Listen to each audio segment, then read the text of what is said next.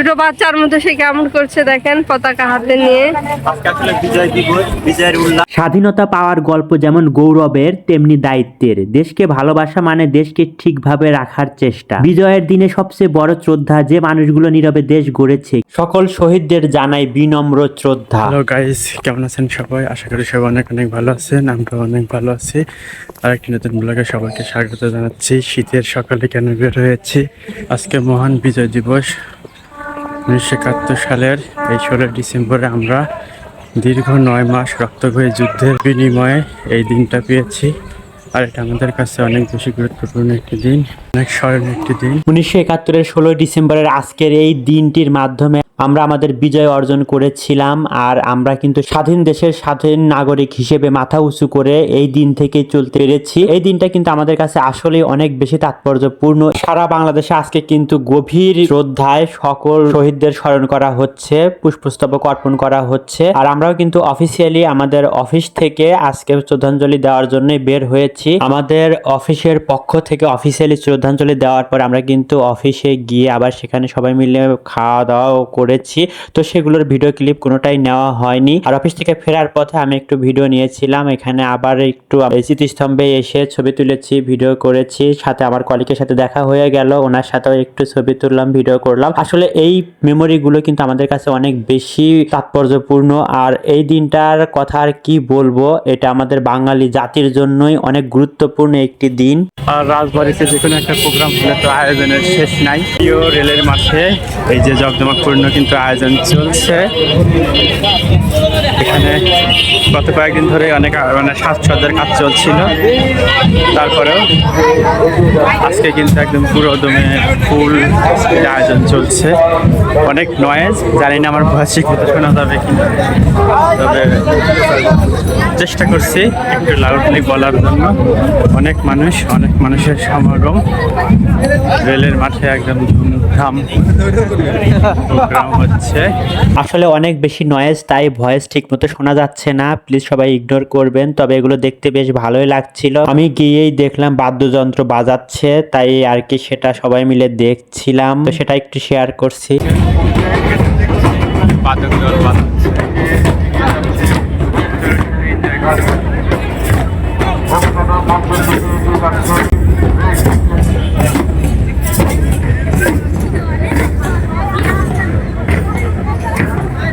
বাদ্যযন্ত্র বাজাতে বাজাতে যখন যাচ্ছিল, তারপরে কুচকাওয়াজ শুরু হবে। আর এদিকে বাউন্ডারি একটু ছোট করে দিয়েছে কুচকাওয়াজের জন্য। আর এই কারণে কিন্তু মানুষজন একদম সামনে গিয়ে দাঁড়িয়েছে, কে আগে যেতে পারবে সামনে থেকে দেখবে। প্রতি বছর গভীর শ্রদ্ধা ভরে আজকের এই দিনটি আমরা বাঙালি জাতি স্মরণ করি। আজকের এই বিশেষ দিনটি আমাদের কাছে আসলেই অনেক মূল্যবান একটি দিন। অনেক যুদ্ধ, অনেক সংগ্রামের দ্বারা অর্জিত বাঙালি জাতির মুক্তির স্বীকৃতি আমাদের এই আজকের বিজয় দিবস। আজকের দিনে আমাদের প্রিয় মাতৃভূমি হানাদার মুক্ত হয়েছিল। বাঙালি জাতি প্রথমবারের মতো পেয়েছিল মুক্তির স্বাদ। এটা আমাদের নিকট অনেক বড় প্রাপ্তি। 30 লক্ষ মানুষকে যদি একের পর এক শোয়ানো হয়, তবে তার উচ্চতা হবে 720 কিলোমিটার, যা মাউন্ট এভারেস্টের উচ্চতা আরো 80 গুণ। 30 লক্ষ মানুষ যদি হাতে হাত ধরে দাঁড়ায়, তবে তার দৈর্ঘ্য হবে 1100 কিলোমিটার, যা টেকনাফ থেকে তেঁতুলিয়া দূরত্বের চেয়েও বেশি। 30 লক্ষ মানুষের শরীরে মোট রক্ত পরিমাণ 1.5 কোটি লিটার, যা শুকনো মৌসুমে পদ্মা নদীতে প্রতি সেকেন্ডে প্রবাহিত পানির সমান। তারপরেও হয়তো আমরা কখনোই বুঝবো না যে কতটা মূল্য দিয়ে আমাদের স্বাধীনতা অর্জিত হয়েছে। সবুজ আয়তক্ষেত্রের মাঝে লাল বৃত্তের জন্য আমাদের ভালোবাসা ঠিক যেন নিজের মায়ের প্রতি ভালোবাসার মতো হয়, সেই কামনাই করি। আর এখানে এসে আমি তাফসির এবং তাফসিরের আম্মুকে অনেক বেশি মিস করছিলাম। তাফসির থাকলে অনেক বেশি খুশি হতো এগুলো দেখে, তাই ওকে আমি আনতে যাচ্ছি বাসায়। তাফসিরকে নিয়ে বের হয়েছি। তাফসির তো সকালে ডিম খেয়ে তারপরে বের হলো। তাফসিরের আম্মু দুজনকে রেডি করায় নিয়ে তারপরে তো বের হয়ে আমরা যাচ্ছি। আর বাইরে কিন্তু অনেক গরম, আগেও বলেছি, তাই বাসায় গিয়ে সুযোগ বুঝে আমি যে টি শার্টটা পরে নিয়েছি। আর এই যে তাফসির, বাবা হাই দাও, বাবা টাটা দাও, হাই বলো, হ্যালো বলো, হ্যালো গাইস, সবাই বলো, সবাইকে বিজয় দিবসের শুভেচ্ছা। তো রেলের মাঠে চলে এসেছি। আর এই যে আসিল মানুষ, অনেক মানুষের ভিড়। তো একটু ভিতরে যাব, মাঠের ভিতরে গিয়ে ওদের সাথে আর একটু ঘুরবো। চলে এসেছি, সেই ভিড়। এখানে হয়তো ভয়েস ব্যবহার করতে হবে, কারণ এই ভয়েস এত সাউন্ডের কারণে শোনা যাবে না। তাফসীর আসছে, দেখা যাক কতটুকু এনজয় করে। এই তো এপাশে কিন্তু মেলার মতো অবস্থা, মেলা বসেছে। এপাশে কুচকাওয়াজ হলো, এখন কিন্তু নাচ গান হচ্ছে, নাচছে। চলুন সবাই মিলে এনজয় করি।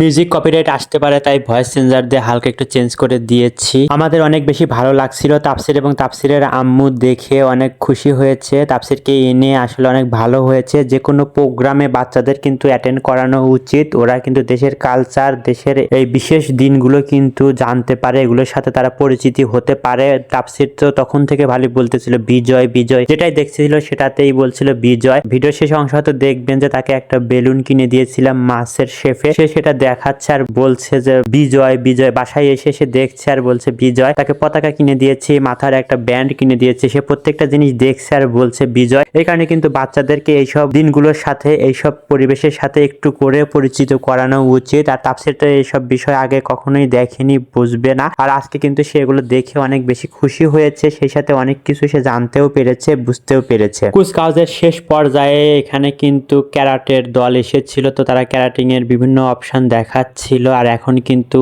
ইপটিজিং রোধে মেয়েরা কিভাবে ক্যারাটিং শিখে কিন্তু এই ক্যারাটে প্রয়োগ করে নিজের আত্মরক্ষা করতে পারে সেটাই দেখাচ্ছে। এখানে কিন্তু কয়েকটা প্র্যাকটিস করে তারা দেখাচ্ছিল, আর এগুলো কিন্তু বেশ ভালোই লাগছিল। যদিও কিন্তু মানে ক্যারাটে আমাদের সমাজে একদম সচরাচর এতটা পপুলার না, ইন জেনারেল যে সবাই এটা প্র্যাকটিস করবে তা তো হয় না। তবে এখন এই প্রোগ্রাম উপলক্ষে এই জিনিসটা মানুষকে একটু দেখাচ্ছিল, এটা কিন্তু ভালোই লাগছিল। তাদের অনেকগুলো কলা কৌশল আমরা দেখলাম, অনেক সুন্দর সুন্দর কিছু কলা কৌশল। মুক্তির পতাকা উড়ুক অনন্তকাল, বিজয়ের চেতনা ছড়িয়ে পড়ুক প্রতিটি হৃদয়ে, রচিত হোক বাঙালির গৌরবের নতুন অধ্যায়। লাখো শহীদের ত্যাগ, অসীম সাহস আর লড়াইয়ের মধ্য দিয়ে আমরা অর্জন করেছি স্বাধীনতা। এই দিনটি শুধু একটি তারিখ নয়, এটি আমাদের আত্মপরিচয়, আমাদের স্বপ্নের প্রতীক, আমাদের বুক ফুলিয়ে বাঁচার দিন, মাথা উঁচু করে দাঁড়াবার দিন, আমাদের কৃতজ্ঞতা প্রকাশ করার দিন। 1971 সালে যারা নিজেদের বর্তমানকে বিসর্জন দিয়েছিলেন আমাদের সুন্দর ভবিষ্যতের জন্য, সেই সকল নাম না জানা শহীদ এবং অকুতভয় বীর মুক্তিযোদ্ধাদের প্রতি জানাই আমার বিনম্র শ্রদ্ধা। তারা কোনো দলের জন্য যুদ্ধ করেননি, তারা যুদ্ধ করেছিলেন এই মাটির জন্য, আমাদের পতাকার জন্য, একটি বৈষম্যহীন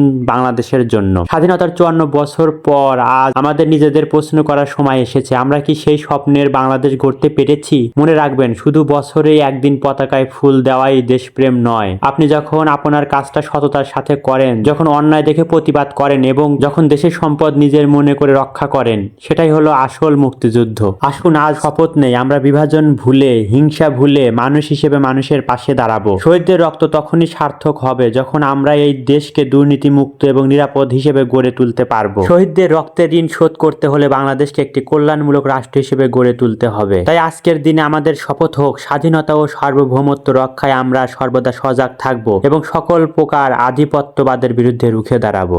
ক্যারাট অনুষ্ঠান শেষ করে এত সাউন্ড, তারপর আমি ভয়েস দিচ্ছি।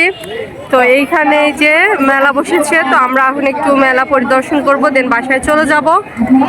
তো একটু ঘুরে ঘুরে দেখছিলাম, আর বাহিরে এত ক্রাউড কি আর বলবো, ভালো মতো কথা বলতে পারছি না, মানে কথা শোনা যাবে নাকি আদৌ সেটা জানি না। এখানে অনেক দোকান বসেছে, সন্ধ্যার পর আবার আসবো। জাস্ট তাফসীরের বাবা বলতেছিল একটু চলো ঘুরে আসি, তাফসীরেরও ভালো লাগবে, যার কারণে আসা। এই তো বাবা ছেলে হাঁটছে দেখেন।